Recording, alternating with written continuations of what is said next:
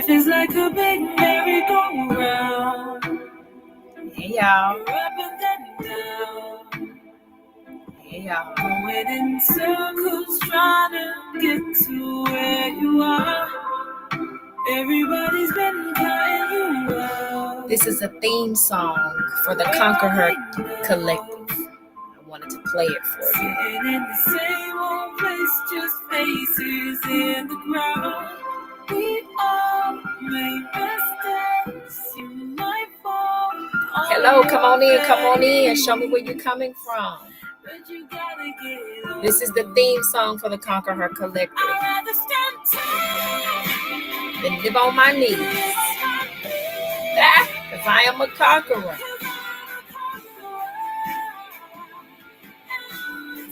I won't accept defeat. Try telling me no.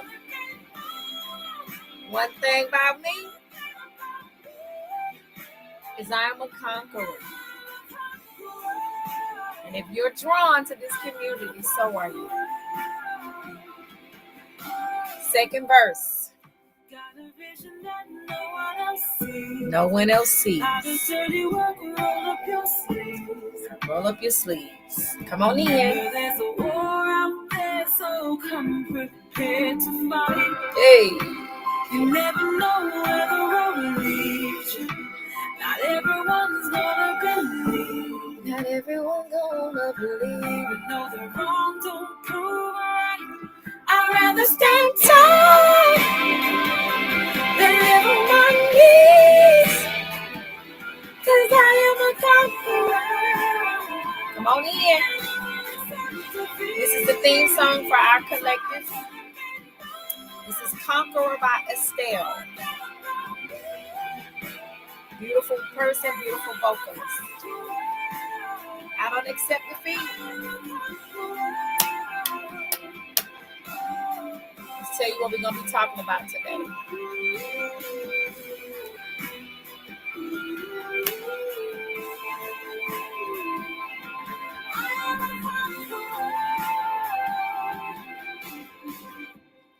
We all make mistakes. You might fall on your face, But you got to get up. but you gotta get up. All right, come on. Let's go ahead and get started. So again, that's the theme song for our collective. It's called ConquerHER by Estelle. I am so honored to be here with you on tonight. Go ahead and place in the chat. Let me know where you're watching from. I already know that the fall is a challenging time because of football. I too am a football fan. And I was glued to that TV when my boys was playing yesterday. We didn't win, but that's all right. I'm still a fan. And so I understand that we're competing with football. But how many of you know that the healing journey don't stop, and that which God has called us to do don't stop? God don't care nothing about no football. Your healing don't care nothing about no football. And so we're going to plunge forward, and I'm just hope and pray that you watch the replay, whether you are inside of the collective or whether you are on my personal page. I have not come up with the day that I'm going to stop streaming publicly teaching on the week, probably when the collective gets to 500 members. So that's the number, because 5 is the number of grace for me. So when the collective gets to 500 members, I probably will stop streaming, and I will stream only inside of the collective. It'll still be on Mondays, but again, I'm trying to create a safe space for those people who are serious about healing, serious about transforming, and serious about living their best lives to come together. Not everybody wants to heal. Some people like their toxicity, other people love it. Other people love it. So probably 500, and we're at 220 strong the last time I looked. And so when we get to 500, I'll start winding down, and you'll have to come into the collective to get your weekly teaching. So let's go ahead and get into today's topic. As you can see scrolling across the screen, we're talking about releasing resentment. And I know I've talked about this a couple of times, meshed in many other teachings, because it is one of the top 5 emotions that women of color, particularly women of color, experience in relationships and experience when we have negative experiences. And so I want to talk about how important releasing resentment really, really is. And resentment is sneaky because sometimes it can mask as I'm protecting myself. And so I don't want to engage with the person, the place, or the thing that hurt me. And so rather than have healthy, constructive conversations or confrontations, because that's actually healthy as well, what we do is we pull back, we retreat. The feelings that we have nowhere to go because we don't provide a release for those feelings. And so they stay inside. And then sadness turns to anger, anger turns to apathy, apathy turns to resentment, resentment turns to rage. And then before you know it, people could say, "How you doing?" and you snapping at people. And so I really want to talk to you about releasing resentment and what it can do for the greater good. See, many of the things that you will learn if you sit under my tutelage, you will learn how to heal. You will learn how to do it. But the people that will benefit are the people that are around you. The people that will benefit are the people God has called you to, your family, your job, your community, where you go, where you go to buy your coffee, where you go to shop. The people who get to experience you in life are the people who benefit from the highest version of you, from the healed version of you. And so, while I want you to be selfish about your healing, I don't want you to think that the only people or the only things that will be affected by your healing are you, because you will absolutely change atmospheres. You will absolutely change everything for the greater good. And so I want to just spend a little time talking about releasing resentment today. I do have a Bible lesson. And I am in my life, having to revisit some things and, re-evaluate, if you will, some things in my position on some things. And, and just really ask myself, is this really a boundary, or is this masked resentment and I'm still angry and I'm still hurt about it and I need to get it out and I need to have this constructive or this constructive conversation or this confrontation. And so I want to give you an example. So we're going to talk about the story of Joseph. And so I'm not going to read it, but I'm going to tell you that it is in Genesis. It's in Genesis. I want to say it's around about chapters. It's in like the 40th, start about the 40th chapter. And then in 46 is when you get to Potiphar's wife. And so Joseph's story is long. So it's going to be at the back half of Genesis. And so I want to paraphrase it for you really quickly. So Joseph was betrayed by his brothers. He was Jacob's favorite. And so Jacob had, all these sons. And so they sold him into slavery. I taught on this, I want to say maybe 3 or 4 months ago. I taught about when people secretly hate you, when people secretly are jealous of you, and how to deal with that. And when you're targeting, when you're anointing an appointment, I talked about that. So go back and look at some of the titles and some of the lives and find that lesson if they haven't deleted it. Facebook got this 30 days, so you may have to go to my YouTube to find it because it's a few months old.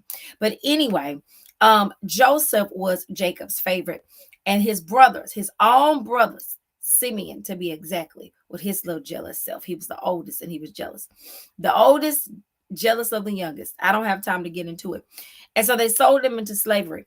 After years of suffering, Joseph rose to power in Egypt. And when we say years of suffering, I'm talking about being sold into slavery and then being moved into Egypt, then being moved into Potiphar's house. He rose to power in Potiphar's house. Potiphar's wife had an attraction to him. She tried to seduce him. He said no. He was then sent to prison.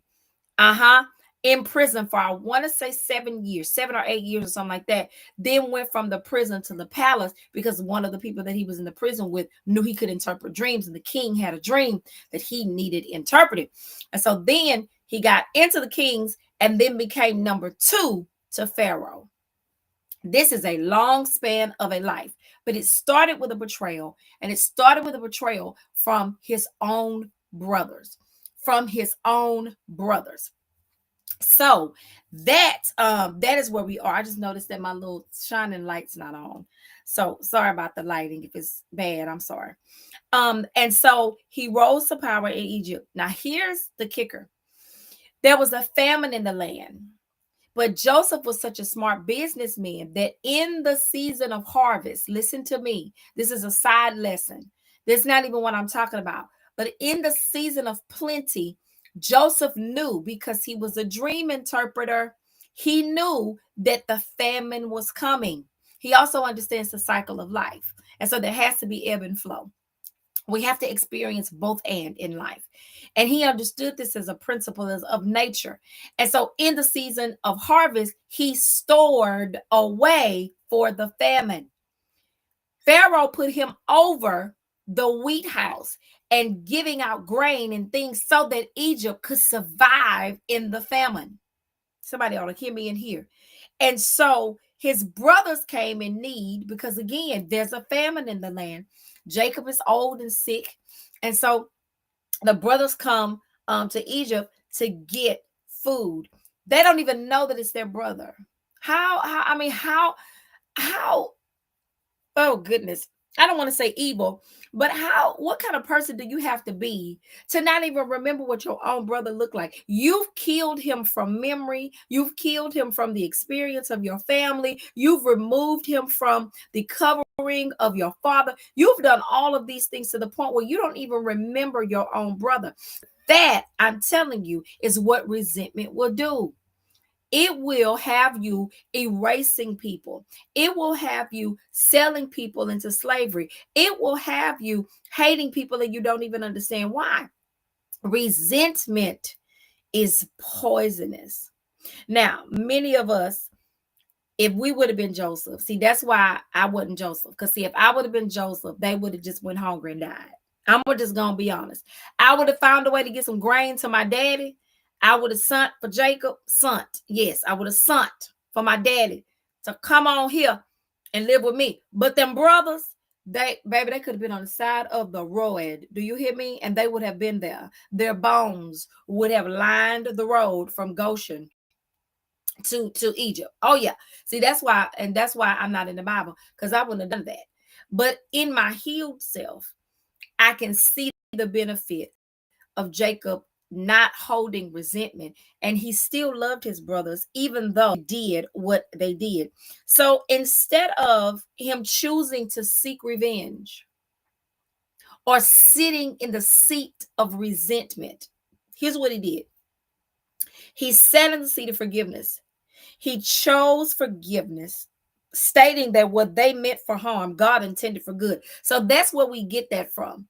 What you intended for me to harm me, God is going to use it for the good. That's actually comes from Genesis. I know we quote it from somewhere else, but it's Genesis 50 and 20. Genesis 50 and 20. Hey, Dee Dee. Hey, Dorothy. We're talking about Joseph, and we're talking about his ability to not sit in resentment and to forgive his brothers after they sold him into slavery. He went to prison for rejecting Potiphar's wife, lived through all of that, only to then be the savior for his brothers and his father. So not only, you would have to read the story, but not only do he feed his brothers, Joseph goes to Pharaoh and says, Pharaoh, I need to move my family here. I want to have my father closer to me. So not only did he feed the brothers, he was responsible for the nurturing of the rest of their lives. The entire family, all the brothers and the father, Jacob, moved to Goshen. I want to say Goshen. I don't know if it was, I don't know. They moved, I want to say it was Goshen. They moved to Goshen, which was closer to Egypt. So not only did he not have resentment for what they did, he extended the love that he had to his father's well-being, and he included his brothers in that. Remember, I said when we heal, it's not just for us, but it's for everything that's connected to us. It is for the highest good of all, that God may be glorified through the healing in your life. And so and that the principles of God may be made manifest in your life, so that when people see you, the universal law, the spiritual law of health and wellness is your birthright. They see it on you, because every time they see you, you're healthy, you're well. They see prosperity on you. So then they believe that the principle of prosperity is available. And they do the work to raise their consciousness so that they can experience prosperity in this particular existence, in this particular life. Not everything is for heaven. Many of the things that are in the Bible, Christ himself, over off up in John, said, I came that they may have life. Oh, glory to God. And have life more abundantly. So he didn't come just that way we may live and go through the motions of life. He said, I want you to have life, and I want you to have it to the abundance. I want you to have life, and I want you to have prosperity. I want you to have life, and I want you to have wellness with it. Oh, hallelujah. I want you to have life, and I want you to have wonderful relationships and abundant connections. I want you to experience the overflow of what this earth and what this experience can give you. You do know that God gave us dominion in Genesis. The problem is that we have handed over our dominion to the enemy time and time again. Y'all know I don't believe in a devil in the sky with horns. That is not my interpretation of Satan, Lucifer, the devil, the enemy, or whatever you want to call it, him, them, they. I believe that the enemy is a power. It is from the same source as God, because God created everything. He created all the angels. So if you believe that you believe that the devil is Lucifer, which is a fallen angel, or whether you believe whatever you believe the devil to be, God created all energy. What we do with that energy, how we expend that energy, how we utilize that energy is totally up to us. Just like we have choice, the angels have choice. Just like you understand what I'm saying? And so whatever Lucifer chose to do with that power that God gave him, the same power that we have, because we're made in God's likeness and image, the angels are not. So they have rules, and those celestial beings have rules that govern them in the spiritual realm. We have rules that govern us in the earthly realm. You understand? And so just like that's the same power, but God is the same source. And so the angels that chose to follow Lucifer chose to take that power and do something negative with it. They chose to go against God and do what they wanted to do. Everyone else chose to stay within right standing with God. It's the same thing when we bring it down to the Garden of Eden. God said, I've created this space for you, specifically for you. Then he looks at Adam and says, this is the only one of my creations don't have a mate. Let me make him a mate. I don't care what you believe about the creation story. I believe the Bible. I choose to believe the Bible. And so the formation happened after the creation. And so God loved us so much that he carved out a space for us, but he wanted us to have a one-sided experience. He only wanted us to know the knowledge of good. He said, don't eat from this tree, because when you eat from this tree, you're going to have the knowledge of both good and evil.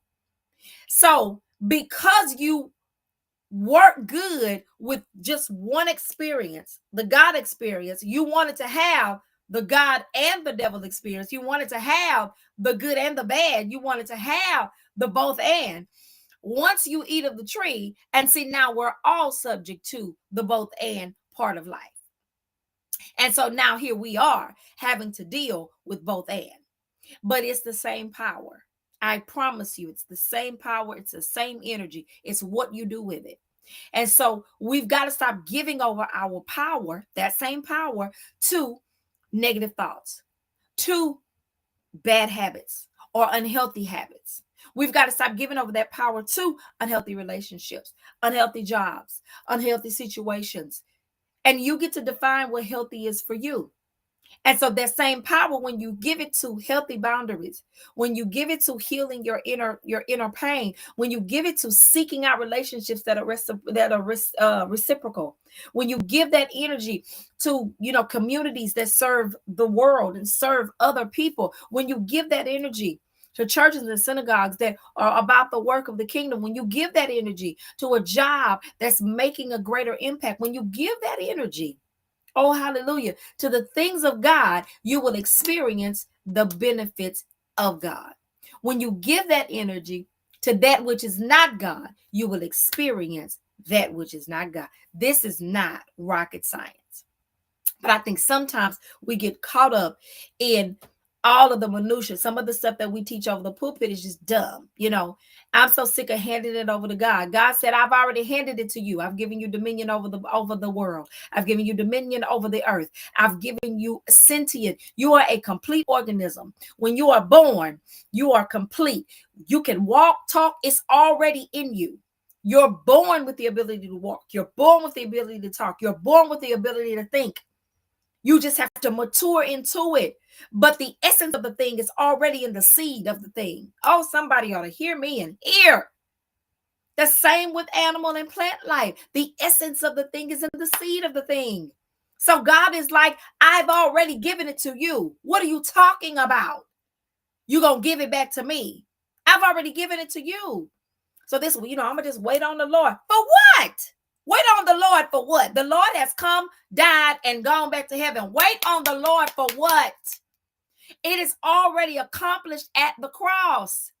Grace has we're already in the dispensation of grace, and we're actually about to move into the dispensation of information.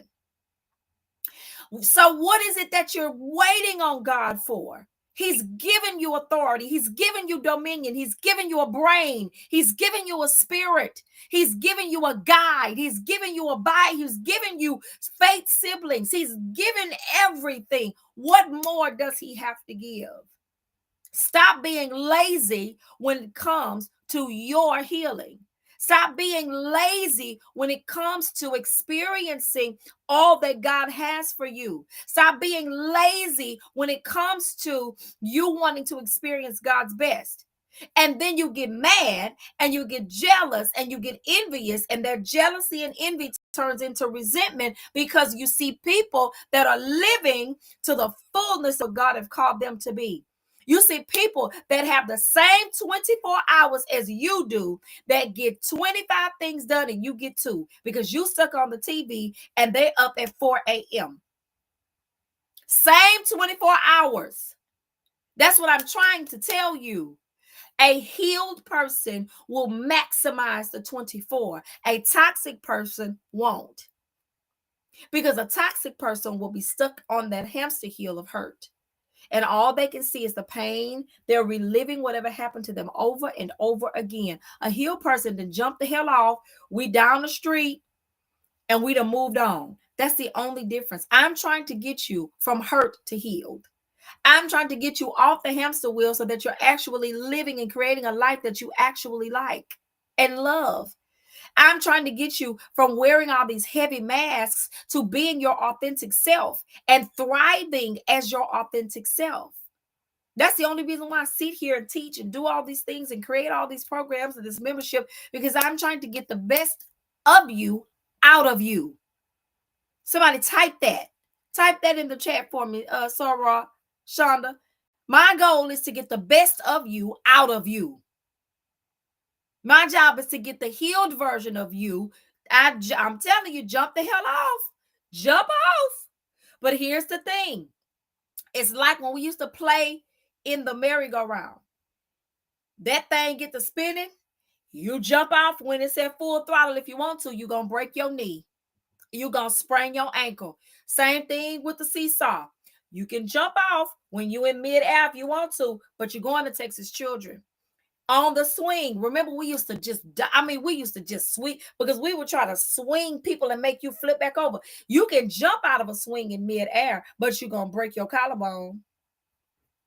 And then your mama going to be mad because now she got a claim on it, insurance, and it's going to go up. See, and then the premiums are going to go up. See, and then she got to pay for a surgery.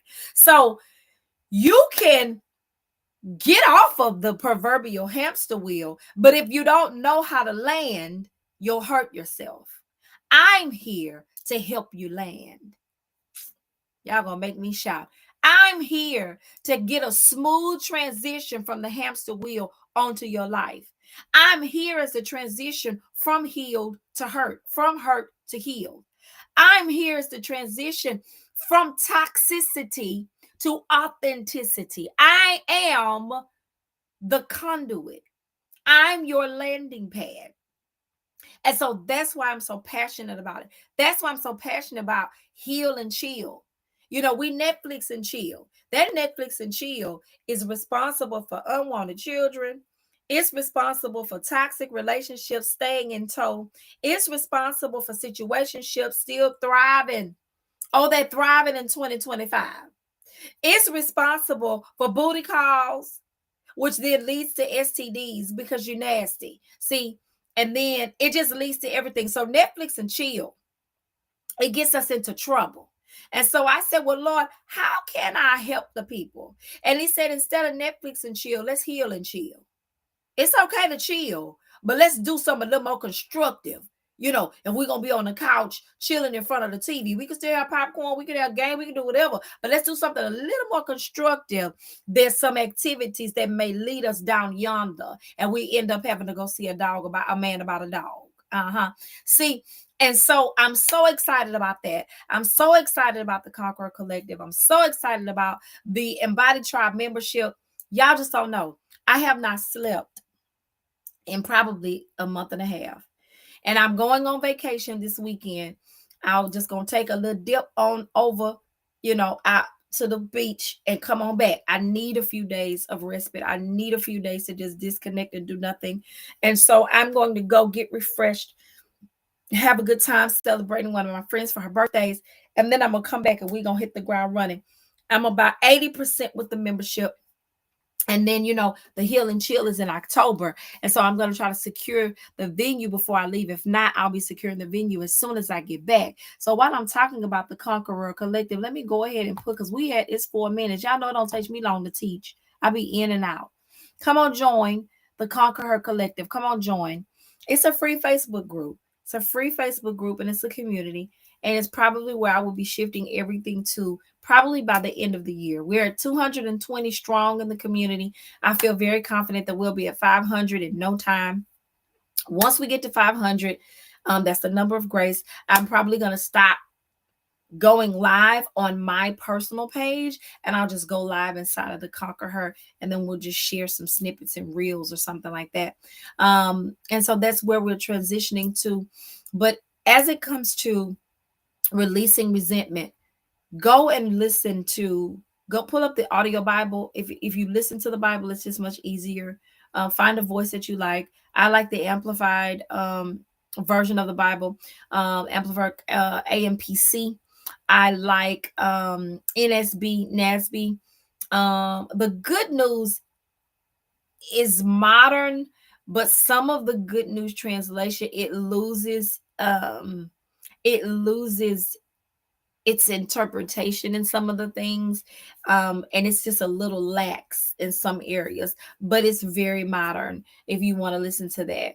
But yeah, go listen to read the story of Job. It's going to be, I want to say, Genesis around the 40th chapter, and then Genesis 50 and 30 is where you're going to find what the enemy meant for evil, God is working out for my good. I hope this lesson has blessed you.